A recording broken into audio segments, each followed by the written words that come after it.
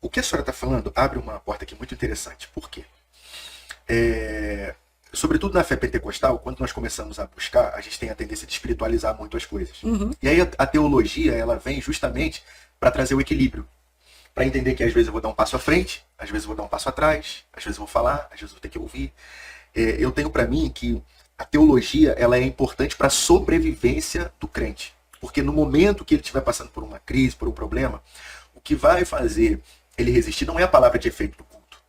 É a teologia, de conhecer. O Senhor é o meu pastor. Isso é o quê? Isso é conhecimento teológico. Uhum. O Senhor é meu pastor, Ele está cuidando de mim. Assim como um pastor cuida de uma ovelha, Ele tá... Saber linkar esse texto bíblico, esse conhecimento bíblico e trazer para a minha vida prática e viver essa... Por isso que eu falei que no começo da minha caminhada, né, o que me apaixonou, me encantou e me fortaleceu foi estudo teológico. Sim. Eu não largava. Eu comecei logo a fazer faculdade de teologia. Fiquei grávida desse aí. Eu ia para a faculdade grávida.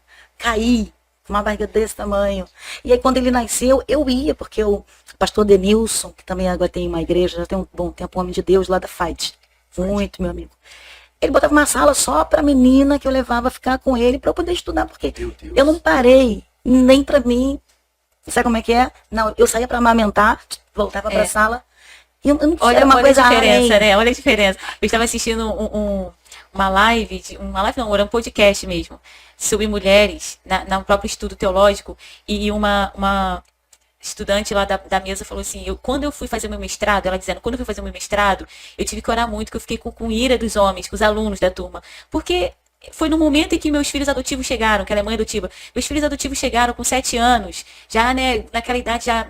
Na transição, não é mais criança, então tinha que educar, tinha que cuidar. E os homens chegavam lá e não tinha essa tarefa toda de cuidar da casa dos filhos. Solidariedade ali pra E ela vinha fazer, isso é injusto. Esses homens aqui têm tempo para estudar, têm disponibilidade para isso. Eu tenho que cuidar da casa, cuidar do filho, me preocupar com tanta coisa. Então ela sentia uma competição também de intelectualidade entre os homens e as mulheres da turma, né? Aquela competição, quem era mais inteligente, quem era mais desenvolto. Então há isso tudo também no nosso meio teológico. Tem sim.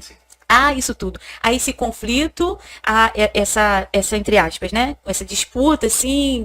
Eu sei que muita gente não gosta de falar. Resistência. Não gosta de falar sobre isso. Em contraponto do culto rosa, eu queria também falei com o evangelista Júlio ontem sobre essa posição em que linkam o nosso ministério feminino somente para os trabalhos femininos, né? Quando meu esposo vai pregar em uma igreja, aí meu esposo comenta, minha esposa também prega. Aí 99% da resposta é, ai, que bênção, chama ela para pregar aqui no culto de mulheres.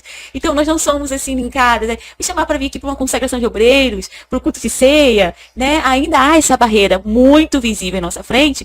Por que, evangelista Júlio, eu falo isso? Porque não existe outro evangelho. Não existe 2 evangelhos. O evangelho que eu prego para as mulheres e o evangelho que eu prego para a igreja. O evangelho é um só. Não existe 2 mensagens.